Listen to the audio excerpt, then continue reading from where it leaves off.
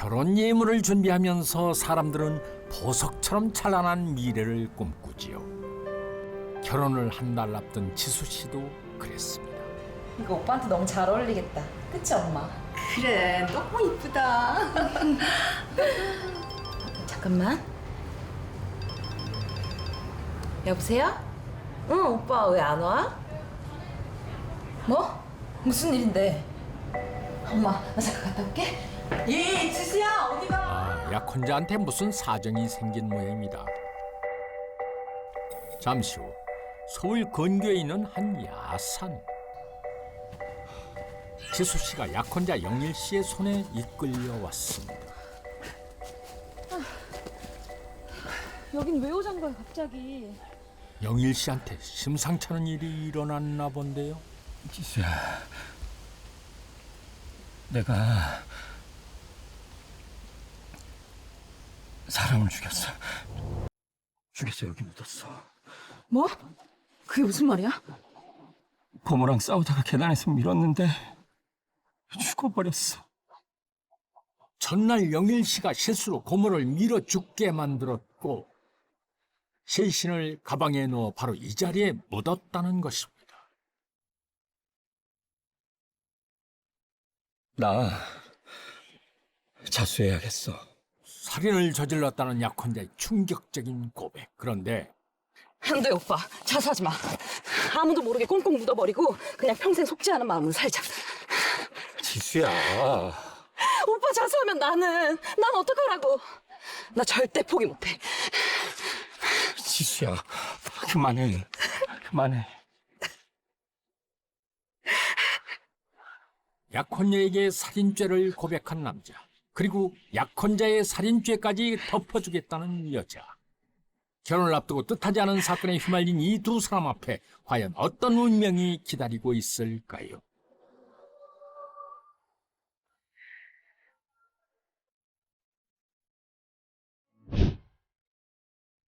두 사람의 이야기는 10년 전으로 거슬러 올라갑니다. 영일 씨가 사법고시 준비를 하고 있을 때입니다. 두 사람은 그 무렵 막 연인이 됐는데요. 지수 씨는 대기업에 다니며 영일 씨를 뒷바라지하고 있었습니다. 왔어? 빨리 일어나봐. 또 사왔어? 지수 씨는 영일 씨 바라기였습니다. 영일 씨와 평생을 함께 하겠다는 일편단심. 그 9년간의 수뇌부가 결실을 맺으려는 그때 불의의 사건이 터졌던 것입니다. 씨와 씨는 사귄 지 9년이 됐을 때 결혼식을 올리게 됐습니다. 그런데 예비신랑 씨가 재산 문제로 다투다 친척을 살해하게 됐다는 매우 충격적인 고백을 씨에게 하게 됐는데요.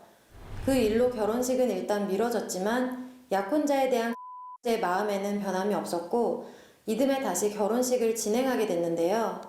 그런데 뜻하지 않은 상황이 또 발생하게 됩니다. 2년 뒤 영일 씨가 혼자 병원에 있습니다. 어디 아픈 겁니까? 한편 영일 씨의 자취방을 찾은 지수 씨. 오빠! 뭘 봤는지 얼굴이 잔뜩 굳어버리는데요. 영일 씨 대신 웬 남자가 짐을 싸고 있네요. 누구세요? 아, 지수 씨? 저 영일이 친구입니다. 저 오빠가 연락이 안 돼요. 오빠 어디 있어요? 사실 그게 영일 씨에게 말 못할 사정이 생긴 모양입니다. 대체 무슨 일일까요?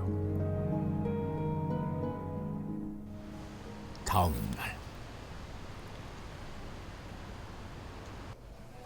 지수 씨가 찾은 곳은 멀리 지방의 한 병원. 오빠! 영일 씨가 초췌한 모습으로 병상에 누워 있습니다. 지수야. 왜 말 안 했어? 암이라니. 너 힘들까봐 그냥 나 혼자 조용히 놀랍게도 영일 씨가 말기암 판정을 받았다는 것인데요. 살 날 얼마 안 남았다는 영일 씨의 손가락에 반지를 끼워주는 건 무슨 의미입니까? 결혼하자, 오빠. 오빠 마지막 내가 지켜줄게. 응? 지수야. 지수 씨를 위해 혼자 죽음을 맞으려고 정적을 감췄다는 영일 씨. 하지만 지수 씨는 영일 씨와의 결혼을 포기하지 않았습니다. 씨 커플에게 찾아온 비극은 바로 씨의 대장암 4기 판정이었는데요. 씨는 시한부가 된 자신이 세상을 뜨면 남겨질 연인에게 미안해서 결혼을 못하겠다고 이야기를 합니다. 그러나 씨는 자신이 병간호를 해주겠다면서 씨와의 결혼을 밀어붙이는데요. 두 사람은 결국 이러한 험난한 과정 끝에 결혼식을 올리게 됩니다. 하지만 이게 더 큰 비극의 시작이었습니다. 보름 뒤 둘만의 결혼식이 치러집니다. 지수 씨가 영일 씨의 짧은 여성을 지켜주기로 한 것입니다. 두 사람은 신혼 살림을 시작합니다. 1년도 채 남지 않은 영일 씨의 생명. 하루하루가 마지막 날인 것처럼 애틋할 수밖에 없을 텐데요. 잠깐만. 두 사람의 신혼집에 누군가 찾아왔습니다. 엄마, 아빠, 이렇게 봐. 지수 씨의 친정 부모님이 들이닥친 것입니다. 가관이야. 어? 이거 사. 내가 널 어떻게 키웠는데 이 얄미 가슴에 대못을 박어. 야, 너 양심이 있어 없어? 어? 너 금방 죽는다며? 그런 놈이 내 딸을 결혼해? 이한테 뭐라고 하지 마. 내가 매달린 거야. 가라고. 나한테 해준 게 뭐가 있다고. 이제부터 딸 없는 셈 치라고. 너 지금 뭐라고? 어? 아버지 병호 씨가 충격을 못 이겨 그만 쓰러지고 맙니다. 시한부인 남자 때문에 부모 자식 연까지 끊겠다니 어느 부모인들 그걸 참아낼 수 있었겠습니까? 그로부터 며칠 뒤 영일 씨가 친정아버지 간병주인 지수 씨를 찾아왔습니다. 당분간 아빠 옆에 있어야 될 것 같아. 오빠 몸은 어때? 내 걱정하지 말고 잘 돌봐주겠다. 사랑이란 이름으로 지수 씨를 너무 힘들게 하는 건 아닌지 영일 씨는 착잡하기만 할 텐데요.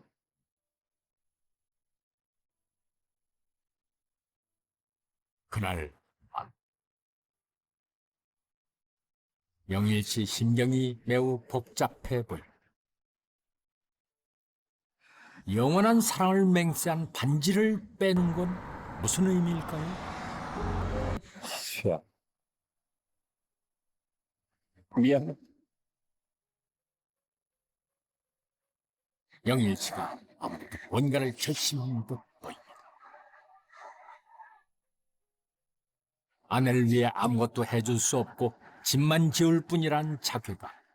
그는 이 상황을 어떻게 풀어갈 작정인 걸까요? 그로부터 며칠이 지난 뒤 영일 씨의 친구 철진 씨가 지수 씨를 찾아왔습니다. 철진 씨는 상자 하나를 지수 씨에게 전해줍니다. 이건 유골함 아닙니까? 대체 유골함이 왜 여기 와 있는 걸까요? 불길한 예감에 휩싸인 지수 씨. 이게 뭐예요? 지수 씨가 자기 때문에 힘들었다고 정말 괴로워했어요. 제가 잠깐 한눈 파는 사이에 달에서 뛰어내렸어요. 영일 씨가 지수 씨의 짐을 덜어주려 자살을 했다는 것입니다. 이렇게 유서까지 남겼더라고요. 얼마 남지 않은 생명을 스스로 단축시킨 남편. 내가 이렇게 간 거 알면 지수 너무 힘들어. 알리지 말아주고 나 멀리 떠났다고만 전해줘. 아내의 짐을 덜어주기 위해 세상을 등졌고 그 사실마저 아내에게 숨기려 했다는 것입니다. 졸지에 남편을 떠나보낸 지수 씨. 사랑하는 이의 마지막을 지켜주려 했던 아내의 손해보는 그렇게 허망하게 끝이 났습니다. 결혼식을 올리고 얼마 지나지 않아서 씨는 호련히 자취를 감추게 됩니다. 그런데 그 후 씨에게 들려온 소식은 무척이나 충격적이었는데요. 바로 씨가 스스로 목숨을 끊었다는 소식이었습니다. 그리고 타인을 통해 씨의 유골과 유서를 전달받았는데요. 그러나 더 기막힌 일이 씨를 기다리고 있었습니다.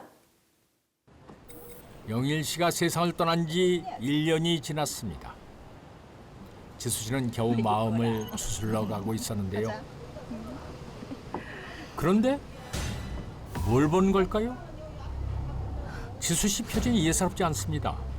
길 건너에 서 있는 한 남자를 보고 있는 듯한데요. 어? 영일 씨네요? 아니죠. 영일 씨일 리가 없죠. 왜 그래? 엄마, 저기 뭐? 글쎄 그 남자는 어디론가 연기처럼 사라졌습니다. 지수 씨 제정신일 수가 없는 상황이겠지요. 지수야 어디가? 지수야. 아우 얘가 왜? 아니 뭘 받길래 그래? 그 사람 봤어 엄마. 내가 못 살아. 아유 그놈 떠난 지 1년도 넘었어. 정신 좀 차려. 아니야, 분명 맞단 말이야. 분명 맞는데. 그저 닮은 사람일 뿐일까요? 아니면 죽은 영일 씨가 살아 돌아오기라도 한 걸까요? 지수 씨는 혼란스럽기만 합니다.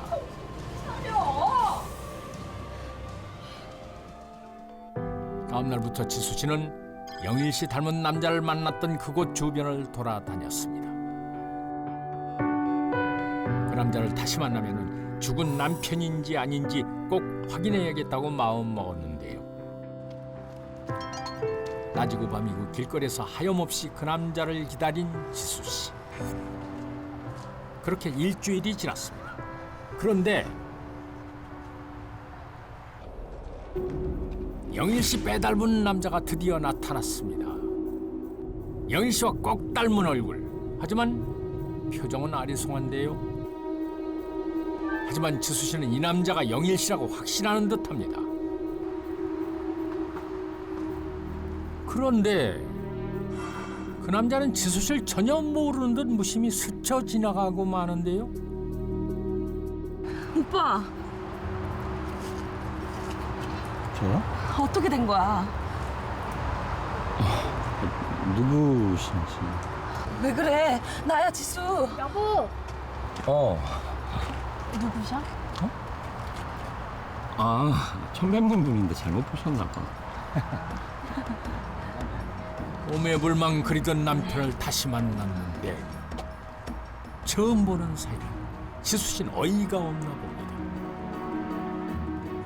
게다가 그 남자 부인까지 두고 있으니 더 기가 막힐 수밖에요. 그로부터 며칠 동안 지수 씨는 그 남자를 매일 찾아갔습니다. 저기 무슨 사정이 있었는지는 모르겠지만 저는요 댁이 찾는 그 사람이 아니라고요. 아니야, 내가 어떻게 오빠를 잘못 봐? 기억을 잃은 거야? 그래, 오빠 흉터 있잖아. 어깨 흉터. 왜 이러세요? 진짜. 그런데 이러지 마세요 진짜.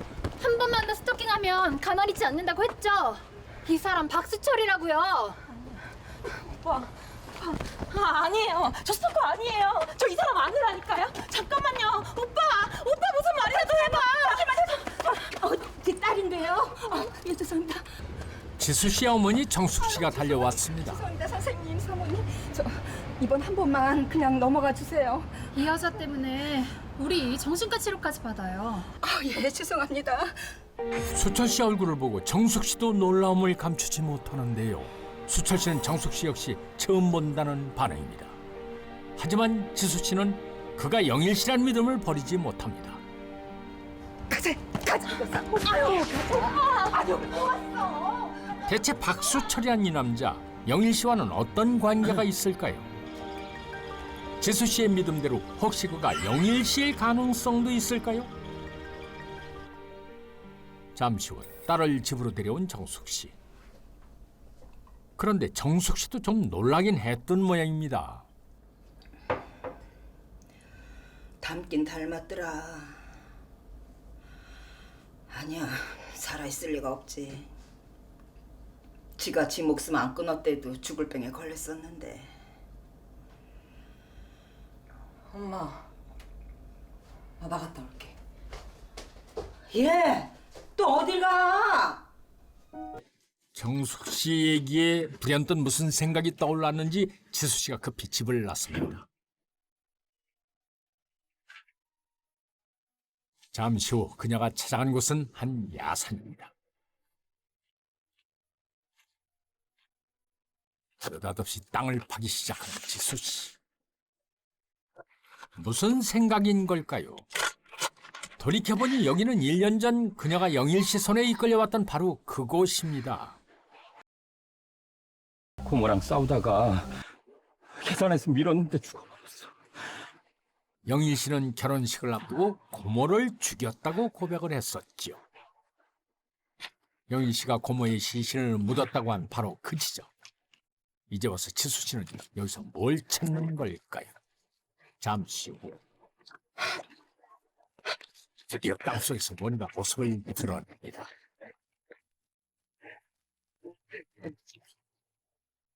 가방입니다. 1년 전 영일 씨가 고모의 시신을 담아 묻었다는 그 가방인데요. 조심스럽게 가방을 열고 안을 들여다보는 지수 씨. 그런데 표정이 예사롭지 않습니다. 가방 안에서 지수 씨는 과연 무엇을 본 걸까요? 잠시 후 수철 씨 부부가 사는 집. 이건 산에 묻혀있던 그 가방 아닙니까? 왜 이래요 진짜? 뭔지 알지? 네 고모 시체야. 고모 시체? 진짜 무슨 말 하는 거야? 그게 수철 씨 꿀먹은 벙어리입니다. 그는 왜 아무 대답도 하지 못하는 걸까요? 지수 씨가 확인한 것은 무엇이고 영일 씨 고모의 시신이 들어있었던 이 가방을 왜 수철 씨 앞에 가지고 온 것일까요? 진실을 확인하려면 다시 10년 전으로 돌아가야 합니다. 당시 박수철은 화영 씨와 주말 부부로 지내고 있었습니다. 다음 주엔 내가 며칠 내려가 있을까? 힘들게 뭐하라 그래. 주말에만 보니까 연애할 때가 좋은데? 갔다 올게. 들어가. 가. 지방 근무 때문에 떨어져 지내는 날이 더 많았지만 부부 사이는 꽤 다정해 보였는데요.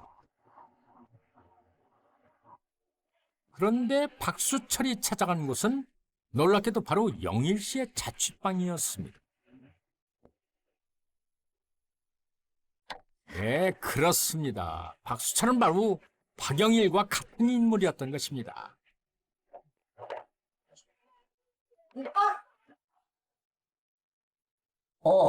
왔어? 유부남이란 사실을 숨기고 박수철은 지수 씨와 내연 관계를 맺었습니다. 동시에 아내 화영 씨까지 철저하게 배신했던 박수철. 심지어 그는 보시생도 아니었습니다. 박수철은 어엿한 대기업의 사원이었습니다.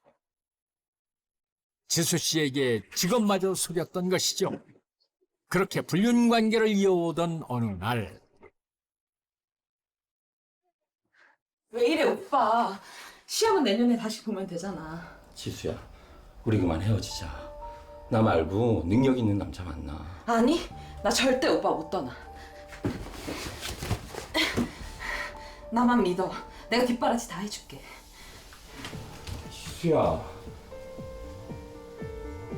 8년이 지나 관계를 정리하려 했지만은 지수 씨의 지고지순한 사랑 때문에 뜻을 이루지 못합니다. 1년 뒤 지수 씨가 결혼을 서두르자 박수철은 황당한 이유를 꾸며댑니다. 지수야, 내가 사람을 죽인 거라고. 오빠, 평생 속지 않은 마음으로 살자. 응? 나 오빠 못 떠나. 살인을 했다는 거짓말마저 안 통했습니다. 지수 씨의 순정이 박수철에겐 족쇄였습니다.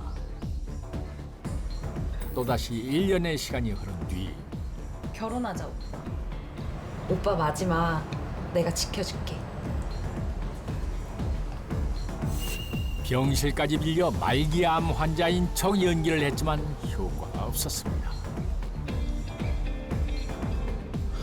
지수 씨는 포기를 몰랐고 박수철의 거짓말도 이에 비례해서 더 독해져 갔습니다. 는 자신이 유부남이라는 사실을 속이고 가 불륜을 이어왔는데요. 교제 기간이 길어지고 씨가 계속 결혼을 원하자 씨를 떼어내기 위해 사기극을 벌이기 시작합니다. 결혼식을 피하기 위해 친척을 죽였다, 말기 암 판정을 받았다 이런 무서운 거짓말을 했고 그래도 씨가 결혼을 포기하지 않자 정말 기상천외한 거짓말을 하기에 이릅니다. 박수철도 인간인지라 죄책감이 없을 수는 없었겠지요. 수야. 미안해. 하지만 박수철은 잘못을 돌이키지 않았습니다. 그는 극약 처방을 내놓습니다. 죽은 척을 해서 지수 씨 앞에서 사라지기로 결심을 하고 흥신소 직원을 매수합니다. 그러니까 다리 위에 나랑 같이 있다가 내가 뛰어내리는 거야. 뛰어내는 거. 대사에서 이렇게 감정이 중요하니까 감정 좀 살려가지고. 자기 때문에 지수 씨가 힘들어서. 지수 씨를 완벽하게 속이려고 연기 연습까지 시킵니다. 아씨, 나 오빠를 진짜 잘했어 진짜. 그렇게 말하면 그냥 좋겠다. 매연녀와 헤어지기 위해 시대의 사기극을 꾸민 것입니다. 아내를 위해 스스로 목숨을 끊은 남편.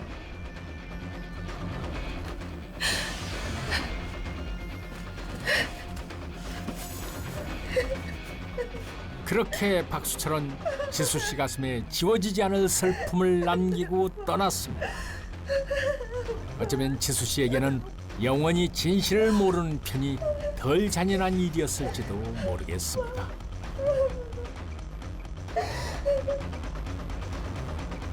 하지만 비밀의 봉인은 오래지 않아 풀렸습니다. 1년이 지난 후 지수 씨와 우연히 마주친 박수철. 그는 지수 씨를 모르는 척 외면했습니다. 박수철이 자신을 속이고 있다고 의심한 지수 씨.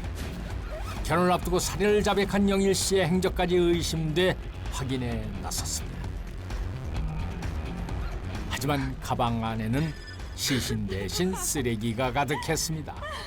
살인도 말기암 판정도 심지어 죽음까지도 모두 거짓이었습니다. 사랑밖에 몰랐던 한 여자. 그녀를 떼어내기 위한 비열한 흉계였습니다.